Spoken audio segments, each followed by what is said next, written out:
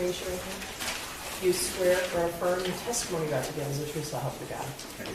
Okay, could you step up and have a seat?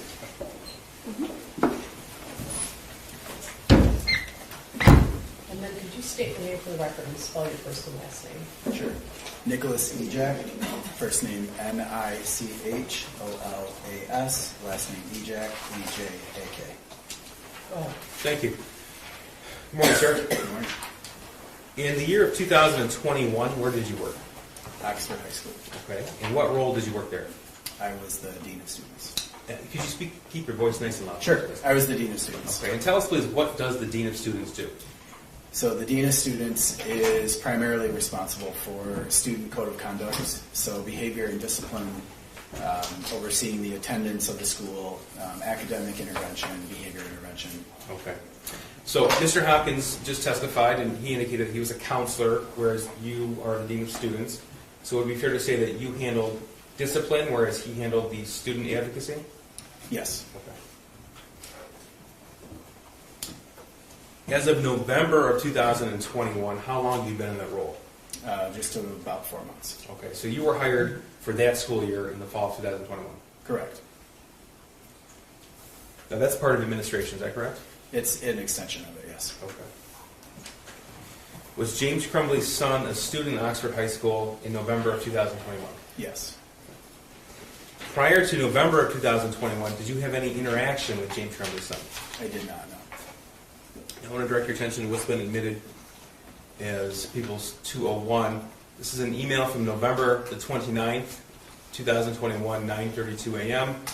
And the email reads, "Good morning. I had a student during first hour, the defendant's son, who was on his phone looking at different bullets at the end of first hour today as I was walking around the room passing out their essays. I didn't get a chance to investigate it a bit further since it was the end of the hour. Now that he's on my radar, I'm also noticing that some of his previous work that he's completed from earlier in the year leans a bit toward the violent side. I can bring down these things later today during my 5th hour prep if you would like them." So you and Miss Pamela Fine were both on that email? That is correct. Okay, and tell us, please, who's Pamela Fine? So Ms. Fine is the restorative practices coordinator and the anti-bullying coordinator for the school district. Okay. And tell us a little bit, if you know, what that role entails. Sure. So restorative care and anti-bullying across the district, she would be working with students to restore situations between two different students, a student and a teacher. It deals a lot with behavior, and so it's more of like, how do you fix or repair the situation? And so she often would collaborate with me on student discipline, and then the anti-bullying programming for the district would be like mentoring kids together to prevent bullying and to report it, when they see it, and it's more of a proactive approach. Okay. So correct me if I'm wrong, but it sounds like you, Miss Fine, and Mr. Hopkins have separate roles, but sometimes they intersect. Absolutely, yes. Okay. Now, did you have any interaction with the defendant's son on November the 29th of 2021? I did not know. Okay, and tell me what happened after this email was received by you. So it was received by me when I was in a meeting that morning. So I wasn't made aware of it until after there was a meeting that took place between Ms. Fine and Mr. Hopkins and the defendant's son. Okay, so by the time that you had read this email, that situation had already been addressed by Ms. Fine and Mr. Hopkins? That's correct. Okay. Did you have any follow-up emails, conversations, or any other interaction regarding the defendant's son or with the defendant's son on Monday, November the 29th? I did not know. I'm going to direct your attention now to Tuesday, November the 30th, 2021. This is People's Exhibit 203. This is from a teacher in the school. Email sent Tuesday, November 30th, 2021, 9:32 a.m. It's addressed to you and Mr. Hopkins. Reads, "Here's the photo I took of his paper in case you need it." Signed, Becky. And there's an attachment. Did you receive this email? Yes, I did. Okay, tell us about your interactions with either students or administrators prior to receiving this email with regards to the defendant's son. So I had received this email after I had alerted Mr. Hopkins to the worksheet. because this teacher brought a photo of that. to Okay, my let me back office. up just a Sure. little bit. So before this email was received by you, did you have a conversation with a teacher regarding the defendant's son? No, I did not. Okay, so tell me how it is that you became aware of this math worksheet. So the morning of November 30th, 2021, I was in my office when Miss Morgan, who was the teacher that sent this email, came down to our front office looking for anybody that she could speak with about a student that had drawn some inappropriate things on a worksheet. And you were there? I was the only one available at the time, yes. Okay, and tell me about that interaction, please. So she entered the threshold of my office door and said she was just looking for somebody to report something, and so I had waved her into my office, and she had stated that there was a student that had drawn some inappropriate things on a worksheet, and then she proceeded to turn her phone around and show me a photo of the said worksheet. Okay, so this is Exhibit 130. Do you recognize this? I do, yes. And how do you recognize it? That's the photo that was on her phone. Okay. And so she turned her phone around and showed you this? Yes, that's Okay. correct. And tell me what happened next, please. So I briefly read the statements and looked for a name in the corner and noticed that it was a name of the student that had been in the meeting with Mr. Hopkins and Ms. Fine from the day before. Okay, so you looked at the worksheet. What stood out to you when you first saw it? The phrases that were written on there, Specifically, which ones? the thoughts won't stop, help me, the world is dead. Okay. What happened next? My response to her was, I need to get his counselor. And her response to me was she needed to return to class. Okay. So she went back to class, Yes. and then what did you do? I walked down to the counseling portion of our front office to alert Mr. Hopkins. Okay. And tell us about the interaction you had with Mr. Hopkins. Sure. So when I arrived to his office, before I even mentioned anything, he brought up the defendant's son in sort of a question form, and my response to him was, yes, how did you know? And then he proceeded to share with me that he had received an email that morning regarding that student and thought that that's why I was there at his office. And then I had shared with him that I had just been shown a photo from Miss Morgan. Okay. And kind of explained what I had saw on the worksheet. And he immediately stood up from his desk and said, I'll go retrieve him from class. Okay, so he received a different email the morning of November 30th than the picture Yes. that you were shown. Yes. Okay. Now, when you saw this picture, were you considering this in the realm of student discipline? Not at all, no. Okay, I so was you- more concerned that there was a mental health concern. Is And that so- why you decided to get his counselor involved? Yes, that's correct. Okay. So after you shared what you learned with Mr. Hopkins, he went and retrieved the student back to his office? Yes. Okay, and tell us what happened next, please. So I waited in Mr. Hopkins' office for him to return with the student, and he came in and sat down and began to kind of talk through what was going on that led him to write those things on his worksheet and draw some characters on there. And the defendant's son repeatedly made sure that we were aware that he understood why we needed to do this and that it made sense and that he understood how bad it looked. Okay. Did you lead that interaction with the defendant's son, or did Mr. Hopkins? Mr. Hopkins, And why is that? as the school counselor, therefore, looking into a potential mental health concern, that would be his responsibility. Okay. Did your perspective, based upon the information that you were told, ever change from a mental health lens versus a discipline lens? It did not, no. So tell us what happened next after the defendant's son went through the drawing with Mr. Hopkins? So he had sort of explained that he was interested in video games and that part of those the drawings on there were him trying to get into graphic design, which led into a little bit of a conversation about how there could be potential avenues during his time at Oxford High School to delve into that deeper with some other programs.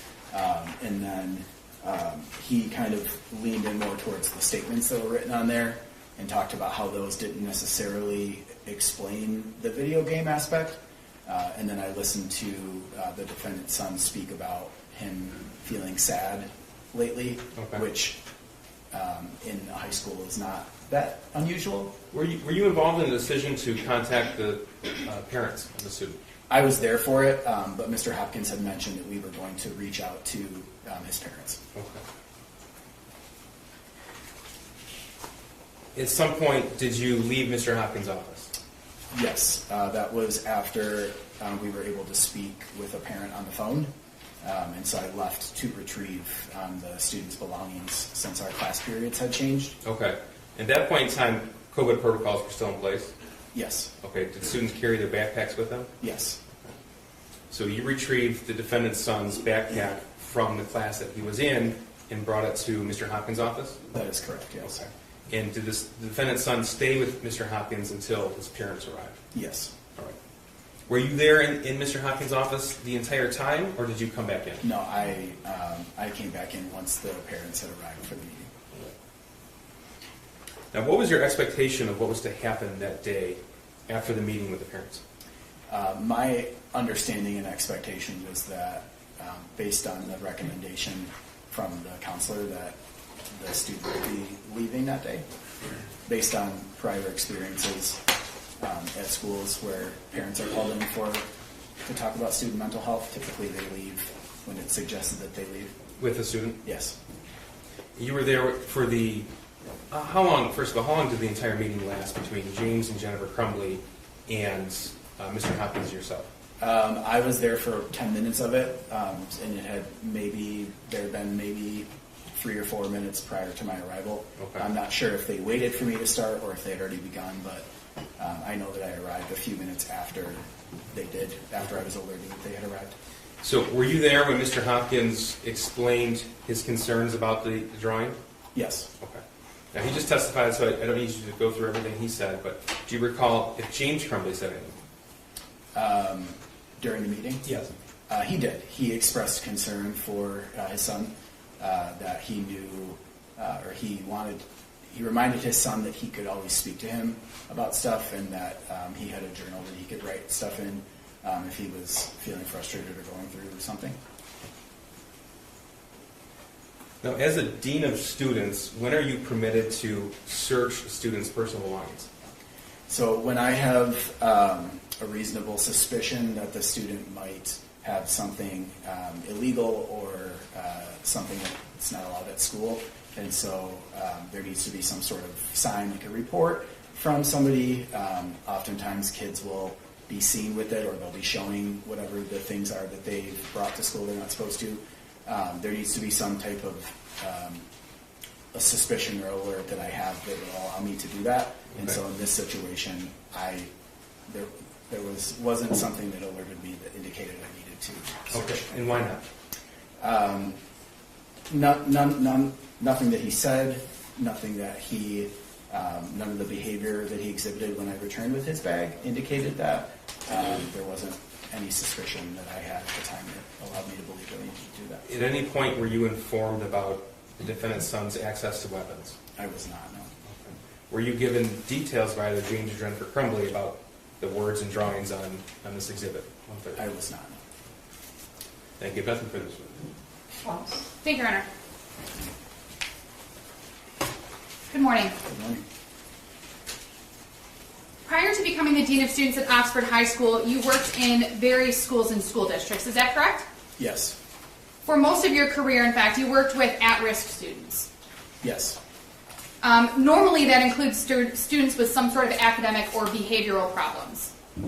Yes, that is correct. In fact, your role at Oxford High School, you testified today, primarily you dealt with the code of conduct, Yes.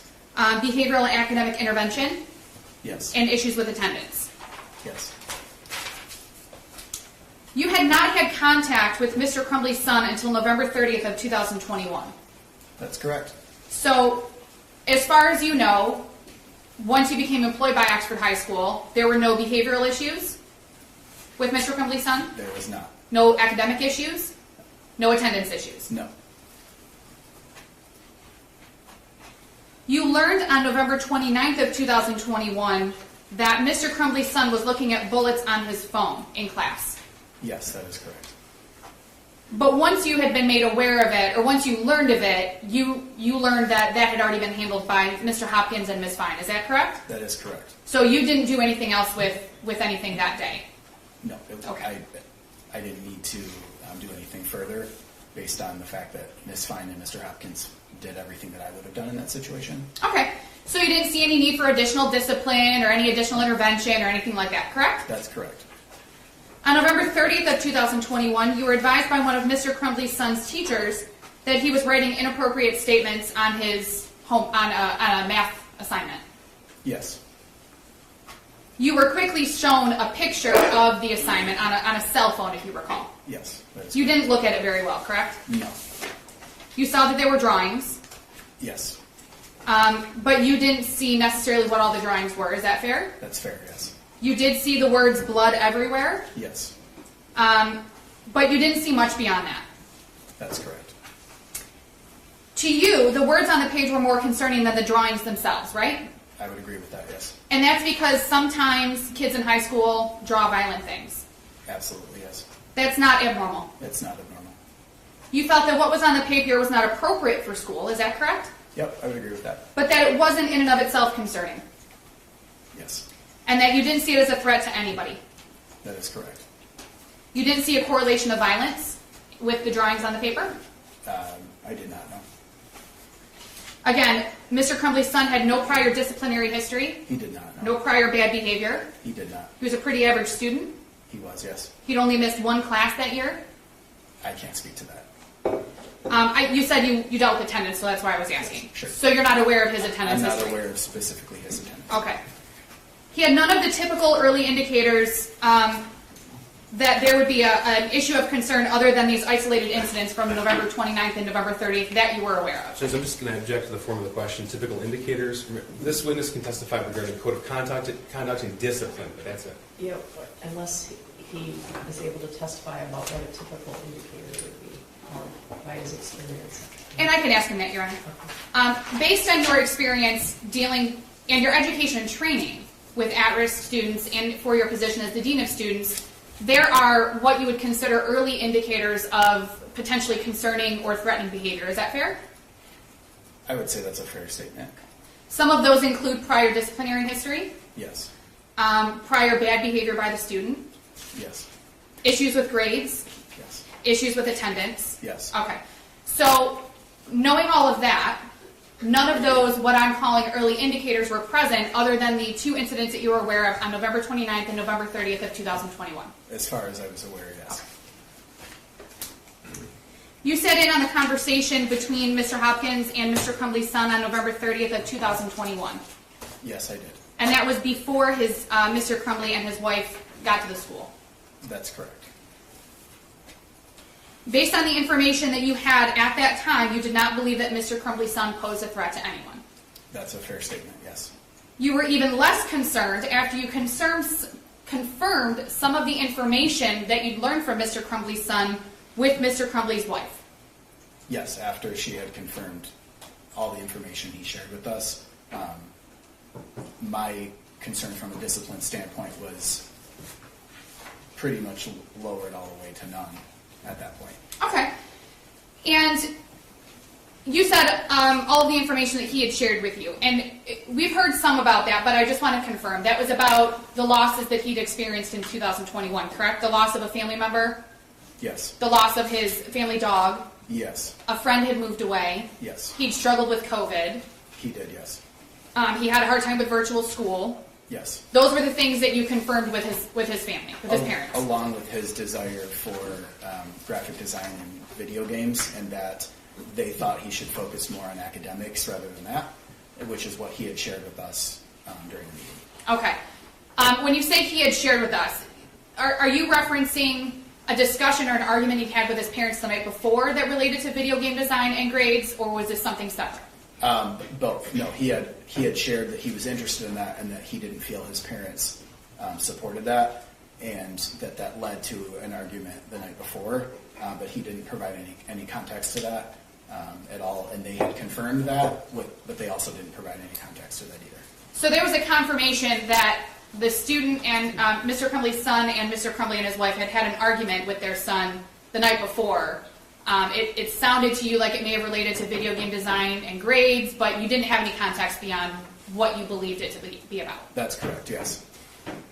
Now, obviously, during these meetings, you expect for a student's parents to give you information about things that they are concerned about, correct?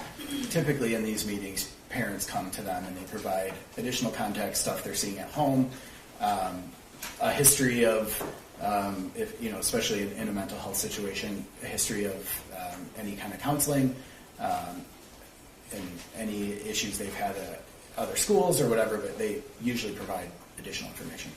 So you said specifically things that they see at home, things that they're concerned about.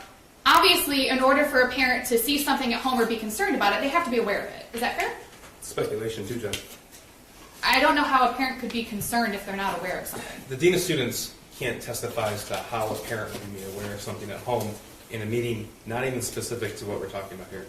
Actually, my question was different, Your Honor. My question was, he would expect that, or it's his belief that if a parent is concerned about something, then they're aware of it. Well, then it's a lack of personal knowledge.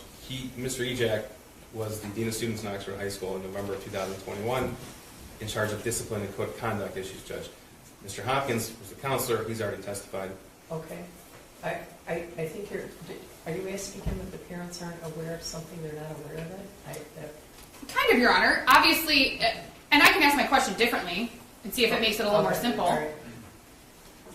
Mr. Ejak, based on your experience, your education and your training, and just your knowledge in general of you're a human being, if someone doesn't have knowledge of something, they can't talk about it. Is that fair? Does that make sense to you? I would say that's a fair statement. So we can't talk about things we don't know about. Would you agree with that? Yes. Obviously, James Crumbley can't tell you about things he may not be aware of. I'm sorry. Yes.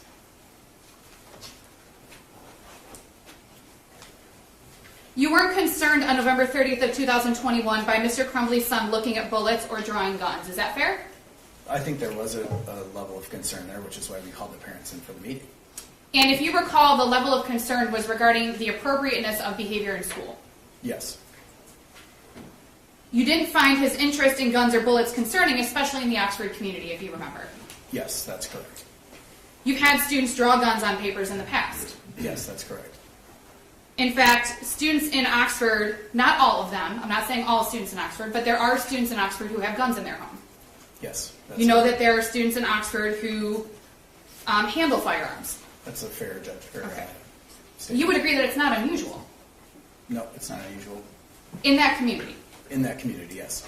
I'm not asking you to speak about any other community, but in that community it's not unusual for students to handle guns. That's correct.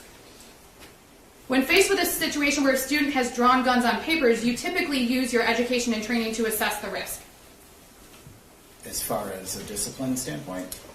Discipline or otherwise, whatever your role is in that assessment. Yeah, so my role would be to look for any violation of our code of conduct. And so that by itself, the drawings on the worksheet, don't violate a code of conduct. And a violation of the code of conduct would also encompass any sort of a threat to other people. Is that fair? That's a fair statement. So as part of your assessment, you're also determining whether or not there's a threat. I'm determining whether or not I need to alert somebody to something that could potentially be a threat. And in this situation, you didn't make that alert. Is that fair? That is correct. There wasn't any information that led me to believe there would be a reason to alert somebody else. And part of your assessment is, again, looking at those typical early indicators that we talked about, whether there's a history of violence, correct? That's correct. A history of discipline. That is correct. Bullying behavior. That is correct. You look at to see if there's a direct threat. That is correct. If those things are not apparent, if those things are not present, then it's just a student who drew a gun. Is that accurate? That's pretty accurate, yes. You were part of the meeting after Mr. Crumbley and his wife arrived. And let me go back a little bit. So you sat in on the meeting between Mr. Hopkins and Mr. Crumbley's son, correct? That is correct. If you know, that meeting lasted approximately 90 minutes? I don't remember. Okay. You left that meeting at some point. Yes. Then you came back once Mr. Crumbley and his wife arrived. So I left the meeting to retrieve his belongings, the students' belongings, and returned back to the office, and then left again until the parents arrived. Okay. You entered Mr. Hopkins' office after Mr. Crumbley and his wife arrived in Mr. Hopkins' office. That's correct. You saw that Mr. Crumbley was seated next to his son, Yes. which was directly across the desk from Mr. Hopkins. Yes. It was your perception that Mr. Crumbley was showing care for his son, Yes. that he reassured his son that he can always talk to him. Yes. You mentioned something on direct with the prosecution about a journal, Yes, I did. and you seem to recall that Mr. Crumbley made reference to a journal. He did, yes. You don't recall Mr. Crumbley saying the one that you always keep with you? I don't recall that, no. He didn't say anything like the one that's in your backpack, I don't recall. specific colors, I don't remember. how long he's had it. I don't remember. There were no specifics about anything about a potential journal. Not that I can recall. So to your knowledge, you don't know if there was one journal or 15 journals. Is that fair? I can't speak to that, no. Right, you have no knowledge of that. Is that fair? Yes. After meeting with Mr. Crumbley and his wife, you felt that they were receptive of getting their son help, as was suggested by Mr. Hopkins. Yes. You and Sean Hopkins did not insist that it be done that day. Now, I'm going to clarify because I know that Mr. Hopkins indicated that he preferred that it would be done that day, but neither of you said, you need to take him today and you need to go get him help right now, and if you don't, there's going to be a problem. What Mr. Hopkins had stated was that they needed to find him some counseling as soon as possible that day, if possible. And that he was going would be following up within 48 hours to ensure there was something secured for the student. And that was going to be my next question, that he was going to follow up in a couple of days, 48 hours. Yes. And in fact, you didn't feel in that meeting that Mr. Crumbley's son was in need of immediate care based on your education and training and perception and the knowledge that you had in that meeting. I can't speak to that. In no way did you feel that Mr. Crumbley was being neglectful of his son. No, I did not. You felt that Mr. Crumbley showed the appropriate level of emotion with his son in that meeting. Objection is, he can't speculate as the appropriate level of emotion. He's the Dean of Students regarding Code of Conduct, November of 21. Speculation. Was there anything odd about his interaction with his son? I wouldn't say there was anything odd. Okay. You also didn't find it strange that Mr. Crumbley and his wife did not take their son home that day because there was no reason for him to go home that day. Is that correct? As far as the discipline goes, no.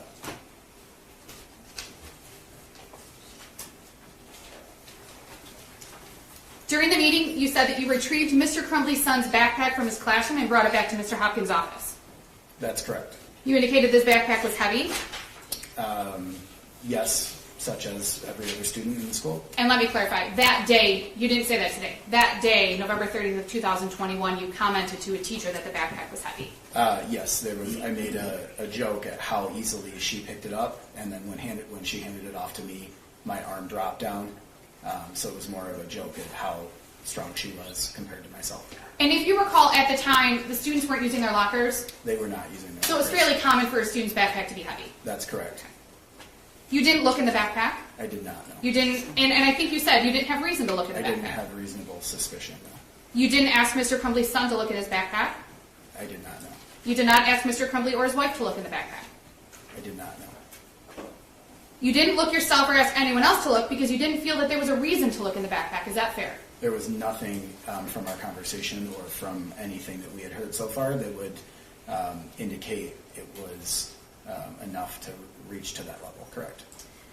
You've had numerous discussions about this case since November 30th of 2021. Yes. You've talked with various attorneys.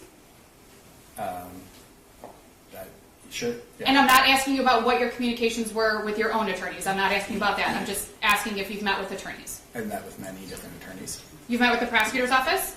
Yes. On more than one occasion. Yes. And some of those meetings with the prosecutor's office were to prepare for testimony. Yes. Some were to get more information about what occurred on November 30th of 2021. One was yes. You learned through some of those meetings that there was no indication that there was a handgun in Mr. Crumbley's son's backpack. Can you restate that? Sure. You learned through some of the meetings with the prosecutor's office that there was no indication that there was a handgun in Mr. Crumbley's son's backpack while he was in Mr. Hopkins' office. Object to the form of the question. Yeah, what do you mean? What do you mean? Can you restate that? Yes. I will be more clear. Do you recall testifying in September What are you of... referring to, counsel? There was testimony in September 14th of 2022 that relates to this. If you'd like, we can approach to talk about it further. I think we should.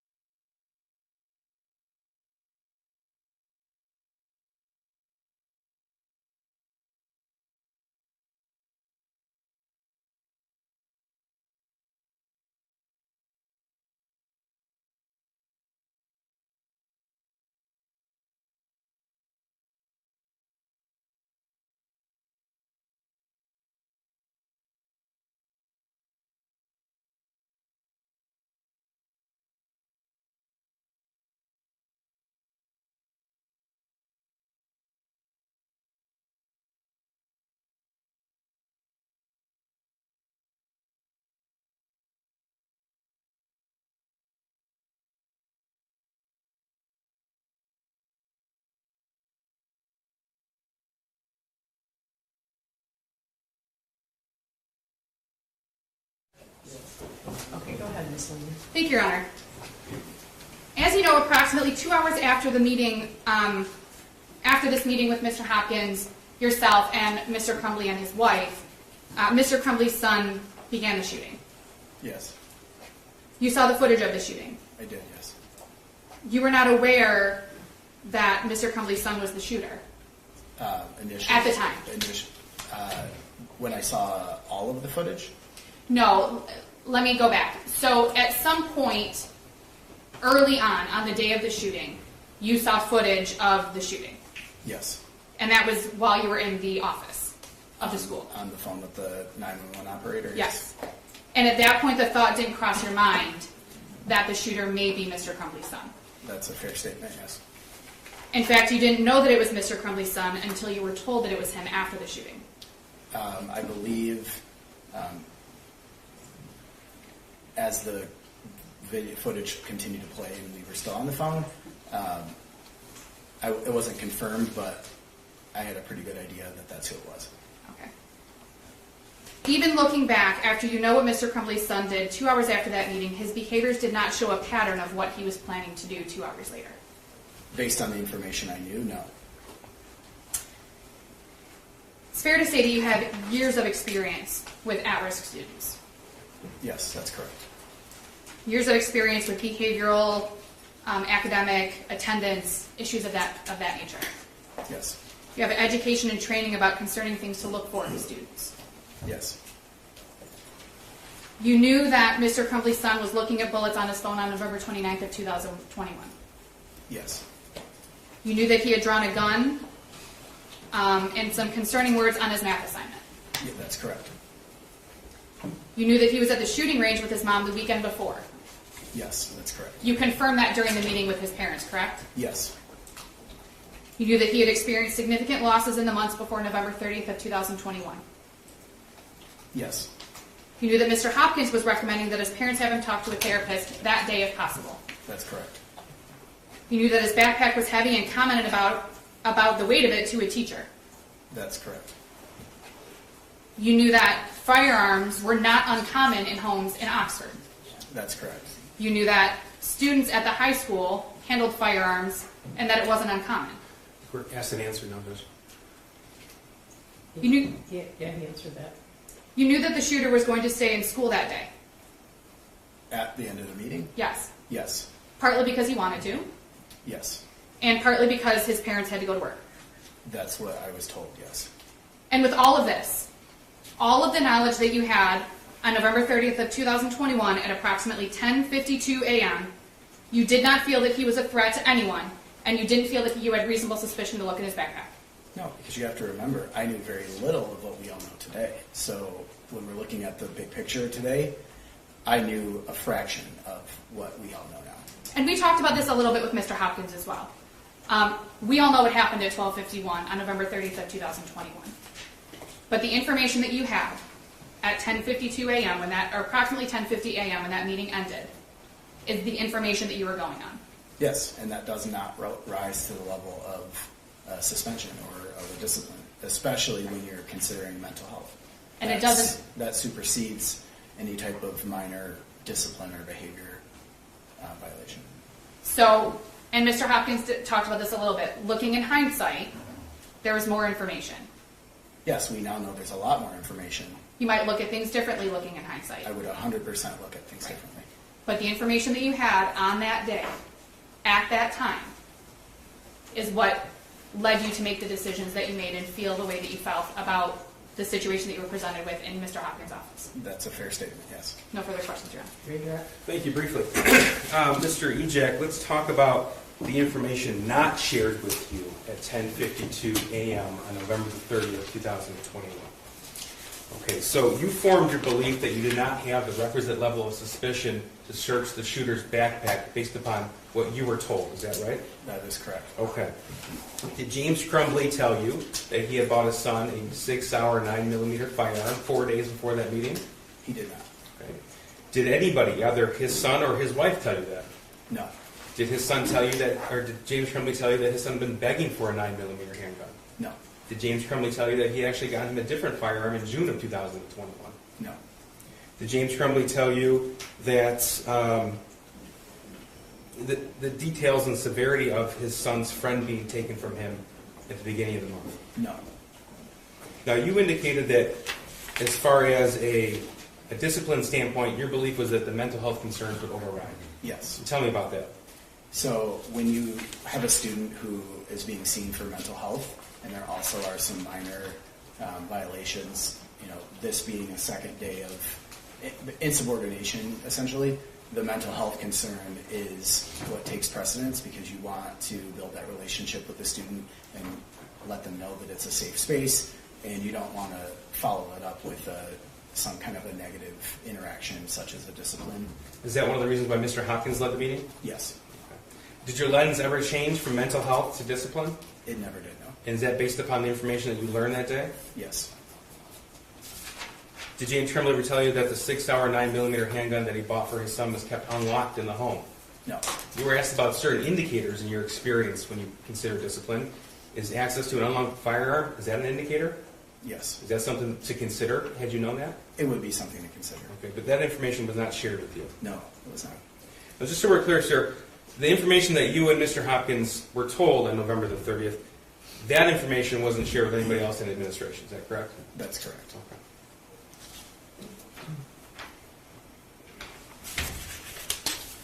I don't have any further questions. Thank you, sir. Very brief request, Your Honor. Very brief. Okay. Mr. Ejak, you don't know whether James Crumbley knew that his son had access to a firearm that was in the home. Is that correct? You don't know whether James Crumbley knew. So the question was he told that? I don't know how he would know what the defendant knew. He Unless testified he was told. what he was not told, Judge. That was the question. Yeah, he said he wasn't told, but I don't know how he would know what your client knew unless he had a conversation about that. Thank you. You don't know whether Mr. Crumbley's son had expressed any sadness over his friend moving to his parents, based on the information that you had on November 30th. Can you say Yes, that? it was kind of a Are you convoluted asking question. whether it was discussed in that meeting, or? Whether Mr. Ejak knew that Mr. Crumbley's son had expressed any of this sadness that they had identified to his parents prior to that meeting. Do you know if he did? I'm not sure what you're trying to ask. I'm sorry. Yes. Do you know if James Crumbley was aware of this sadness that you all had identified during this meeting with Mr. Hopkins? I do not know. No further questions, Your Honor. Was the information that was shared from Sean Hopkins regarding the emails that he received? Yes. Okay. And he went through the drawing with James and Jennifer Crumbley? Yes. And at no point did James or Jennifer Crumbley ever say that the firearm purchased 4 days before mirrors the firearm drawn on that math worksheet? They did not. Thank you. Nothing. All right, you can step down and excuse.